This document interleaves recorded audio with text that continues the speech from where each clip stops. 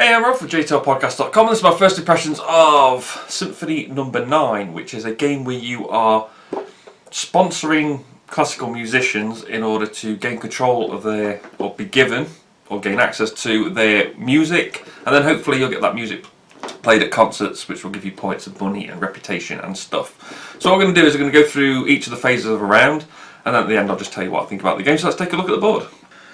So here is the board. You can see there is a lot of cubes on all these spaces. It takes a lot of time to put these down. This is what the other players are good for, putting these cubes on the board. So here we go. We've got the three red ones here, because we have the red musician, who is Handel. Red there, yellow, green, blue, purple and brown. They're in this order because this is the sort of the base setup, the started suggesting setup, because these are the scoring tiles on the end. They are double-sided. And you can change the order. All these boards are separate, so you can move those around as well. And just hope you don't move it around too much, especially during gameplay. It's not usually a problem. But yeah, each of these spaces has space for a cube, and you put a cube on each one of them, and you're ready to go. And so the first phase is the sponsor phase, and this is where you're going to be taking cubes from the board to show that you've sponsored that particular musician. So here we go, we can see the cubes here. You're always going to take from the left and move across. And so if I took 2, because you have to take 2 in the first round, you're going to go around the table and everybody's going to take 2 of those. So maybe I could take 2 red, take them from Handel, maybe I'll take 1 from Bach and 1 from Mozart. There you go, yellow from Bach and blue from Mozart. They go on your board. You put them on there like that. That's to show that you've taken those cubes. You start with a couple of cubes on your board. Across the bottom you can see all the different musicians and their relative colours. Across the top you can see all the phases in order. So this is the first phase. Take 2 cubes. Doesn't cost you anything. Now you can see here there's 1 cube with a 4 and 1 cube with an 8. So what you do is after you've taken your 2 cubes, after you've gone around the table, everybody's taken, they must take 2 cubes. You then have a phase where you're going to go around and buy another one if you want. So everyone has some money. Here is the money. It's quite nice. It's that rubbery plastic. I never know what it is, but I really like it, whatever it is.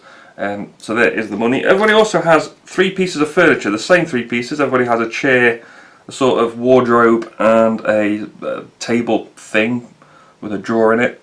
And they are worth this much money. So you've got 6, 8 and 4 money. So what you can do, as it says on this board, you're going to go around the table one more time. You could spend 4 money to take another cube. So maybe I spend 4 money.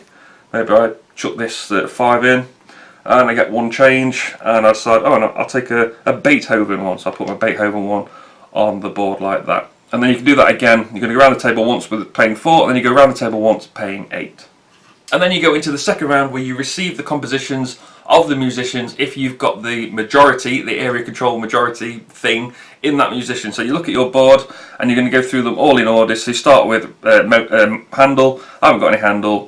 Bach. I've got 1 in Bach. Who's got the most in Bach? And if they've got the most in Bach, they'll take one of these composition tokens with the music on the back, and you put it on your player board to show that you've got one of those. And then you discard 1 cube for every 2 you've got. So as we're going through, maybe I don't win this, maybe I don't win this. Maybe I've got the most in Beethoven, so I would take the Beethoven tile, put it on my board, I'll discard 1 cube for every 2 I've got, so I will lose a cube. It's just important to know, as the game goes on, and these cubes are obviously going to stop taking from the left, they're going to go across. It's going to change the value of the musician, which we'll get to in a minute. But as they get to the end, if the final cube, the final cube is taken away, that musician will die. Now in this phase you will still give the music out because they managed to finish it before they died. But what you do is you just flip this over here, and to show that they're dead. R.I.P. Beethoven, you were a good dog. So there we go. We can just put them in its place there. So now we go into the concert phase, and this is going to start off with adjusting the popularity of each musician, that little number at the top of the box. And for that I've just had to move the board down a little bit so you can see that other board at the top. So let's take a look at that. So there it is. This is the board you use for this phase, and what you're going to do is you're going to look at the value of the musicians. So Handel is 3, Bach is 4, Haydn is 1, Mozart is 6, etc. So this is going to change as the cubes go away. So Bach is 4 there, but because this box is empty, he's now only a 2. So Handel is a value 3, still a value 3, still a value 3, now he's a value 7, and that's how you work out the value of each of these musicians. That's going to come into play up here with these tokens. You've got 1 token of each colour of musician. So here we go. So now you're looking at the value. So we can see that Handel is 7, Bach is 2, Haydn is 1, Mozart is 6, Beethoven is 9, and Schubert is 2. what you're going to do is going to group them into low, medium and high. You have 2 in low, 3 in medium, 1 in high. So the 2 lowest here are Bach, who is 2, and Schubert, who is 2. So you take the yellow Bach token and the brown Schubert token and put them in their space there. The highest one is Beethoven, so he goes in slot 3 in the high one, and then everyone else is just going to go in the middle because they are all the 3 that's left. And if there's ever a tie, so let's just jig the board a bit so we can do that. So we've got Haydn is now a 4 and Bach is now a 4 because I've just done that. There we go. So they're both 4s. It's whoever's furthest right, because this is their career progressing along the rows here. So whoever's furthest right, who's furthest into their career, is going to count as the highest reputation. If they happen to be the same, it's then whoever's furthest up on the board. Now you're going to have a concert, but what type of concert? Well, that's down to the players. They're going to have a bit of discussion, and then they're going to do a bid to see how much money they want to put into making this concert happen. Is it going to be a low concert, a medium concert, a classy concert, or is it not going to happen at all? We'll find out. So the first thing you need to do is go to the concert board, flip over the tokens. You can see this is a 2. So this is 2 monies that is going to be added to the total. So you know that for this round. And then players are going to discuss how much they want to put in. So these are the different values of the concert. So if you've got the total include this 2 and all the money that players have put in is less than 8, then it's going to this is going to happen. If it's more than 17, this is going to happen. I'll explain those in a bit. Between 8 and 11 it's going to be the low class, 12 and 14 the middle class, and 15 and 17 the high class. So what everybody does, they discuss how much they're going to put in. They will then put the money in their hand and do a blind bid. That's right, you can bid with your furniture. So here I have bid 7, for example, 6 for the table and 1 money. And then you see where it goes. So let's talk about failed concerts first. So we've got the upper and the lower. So if it's the lower one, that means players haven't put enough money in. The aristocrats are annoyed that there's no concert going on because there isn't enough funding. They're annoyed. You get to keep your money. They go back into your chest. I don't know if I mentioned this earlier. This is your little chest that you get to keep your money and furniture in, which is all very nice because it's all hidden information. And then you have to discard a cube from your board. So if you bid the lowest, or the players that bid the lowest, so in rounds 1 to 3 you have to get rid of 1 cube, in rounds 3 to 6 even, you have to get rid of 2 cubes. So you look at your board and say, okay, I'll get rid of this Schubert cube, and that comes off your board. And the same thing here. This is the peasants are angry about all the wealth that's been thrown around just for this concert that none of them will be able to afford to go to, so they get a bit mad at that. And then the same thing, you get to keep your money, but whoever's put the most money in is going to lose cubes from their board. You also, just to remind you that the concert failed, you will put this token, well, keep this token where it is on that space. If it's successful, which we're going to go into in a minute, we're going to slide it up to there, and I'll show you why now. So if it's successful, it means you've bid between 8 and 17. And the composers will pay out depending on what you've got. So let's just say we've got the total was 13, including this 2, all the money that players put in. The total comes to 13. So you look at your player board, and so here's my player board. We've got the green, the blue, and the red. I haven't got any green. I've got 1 blue and no red. So my 1 blue will pay out. You get 4 money per cube you've got. So I would get 4 money for that, and then you have to lose 1 cube of that composer. And it would work the same if I did have, say, 3 of the green. So I've got the green composer here. I would get 12 money, but I'd still only lose 1 cube from that composer. And then what you do is you take the token that was on the board, you slide it up, as I said, to show that the concert was successful. You take 1 cube of each colour from the different composers that have performed, or had their music performed, and you put them in the slot here to show that they performed that one concert. These are taken from the cubes that were discarded for scoring for this part. There are some extra ones in the box in case you need them to kind of fill the gap. And then there is a bonus to the player that donated the most money, no matter what class it is and whether they had any cubes of any of the performers or not. So in this one you get to keep one of the cubes that you discarded, this one you gain 5 money, and this one you get to take a cube. And that cube comes from the career track from the left as usual. And once you've resolved all the concerts, that is the end of the round, and then you're just going to do some clean-up. It's at this point is where you kill, or kill off, not kill. Any dead musicians will get their tile flipped to show that they've died. The first player marker will go counterclockwise. It's important, I'll explain why shortly, and then you go into final scoring. So the first thing you look at are your furniture. So at any point in the game you can sell them for that much money. As I mentioned earlier, you can use them to bid in auctions with, but they also have a points value on the back, and any you've got left, you can never buy them back. Any you've got left, you're going to score that many points. You also score 1 point for every 3 money you have. You also score 1 point for every composition tile you have of a musician who died. And then finally, you're going to work out all of these scoring tiles on the end.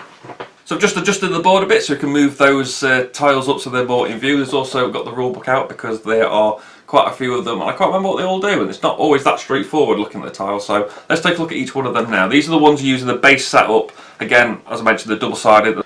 So the first one is straightforward though. You get 5 points per tile of that composer. So for every red tile you have of this composer, you will get 5 points. So this is where they start to get more difficult to explain and difficult to handle even, because I dropped them. Oh, this was back, so shame it wasn't handles. Anyway, so this one is 3 different levels. So this is successful concerts. Let's just say there were, out of the 6 concerts, 4 of them were successful. You're going to get that many points depending on the number of tiles you have.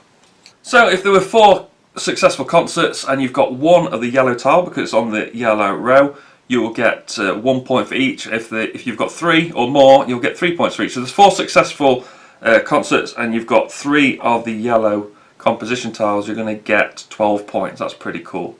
This one again is based on different levels, so it's always the same. It's always the row you're connected to. So this is the green one. If I've got 1 green tile, 2 green tiles, or 3 green tiles, I'm going to get level 1, level 2, or level 3. In this case, you're going to get this many points for the number of dead composers at the end of the game. This is the number of furniture you've sold at the end of the game. So if you sold all your furniture, you're going to get more points if you've got any of the blue musician tokens. This one is the number of different composition tiles you have of the different composers. You need to remember to say composers. And that's it, whoever's got the most points wins, and it's very good because you've got that area control thing at the beginning of the game. You're only going to get 4 cubes at most. 2 of them you've got to take for free, and so you're going to try and take control of 6 different composers at the same time based on what the end game scoring tiles are. So maybe you're fighting for Brahms early on so that you can get enough points multiplier, then you go for all the different musicians so that you can score points in different ways. The way that you gain area control though with the tokens, I can't find it, there we go, of the composition tokens, the way you're going to get these is by having the most cubes. So you just take the most cubes in that order. That's easy, but ties are broken by the player's earliest in turn order, whoever's closest to the start player. So when you're going late in turn, it's a bonus because you can say, okay, I'll take a green one and I'll win green, I'll take a yellow one and I'll win yellow. But if you're going to go for a tie, if you're taking them last, you're not going to win the tie. And then this passes anti-clockwise, so that you were first and now you're second, and then you start going backwards, and the further you are from the start player, the harder and harder it gets, and then you are the start player again, you can start going for ties. And that's a lot of fun. The area control thing, this thing, trying to get the cubes onto your board is good fun because there's so much to take into account of what you need, what their value is going to be. Are you going to manage to clump your different musicians into one level so that you can get maybe all 3 onto this board and have them all in the middle, which is good if you can do that. I did manage to do that once. I managed to take the cubes perfectly, so I dropped my 3 different composers into the medium concert category, and then I managed to barter it so we all got the medium category, and then I didn't put the most money in, but I put some money in, which meant we got to the middle one and I got a big payout because I had tons of cubes for those 3 composers. I lost three back to the supply, but I got a load of money, so that was all good. The way this scoring works is really cool, how it's not just based on getting whoever gets the most red ones. Well, in this case it is because it's just that, but as a bad example, but whoever's got the most, it's not really who's got the most yellow tiles, it's who uses this ability the most. Is a lot of concerts going to be put on? Are a lot of concerts cancelled? Are they going to be too affluent or too poor, and concerts aren't being put on? Can you do that? Can you make it so that you're forcing concerts to not pay out because maybe you've got no, maybe people want a high concert and you want to push it over that limit just so that concert isn't put on because you haven't got anyone in the high category, and all the other players are saying, oh, I've got loads of red and loads of blue. They're all in the high category, so we'll kind of make sure the concert isn't put on. But really what you're trying to do is push it over the limit without paying the most, so that nobody pays out, so that all the people who've got those yellow tiles are going to get no in-game points. There's loads to think about like that if you want to. I didn't a lot of the time because I was trying to teach it and it was the first play and stuff, so it was really good. One problem was we had a player who had trouble with colour blindness, which is obviously an issue in this game. But apart from that, It was great fun for a nice little area control game with plenty to think about in a tiny little box. It's not too expensive either. That is Symphony number 9.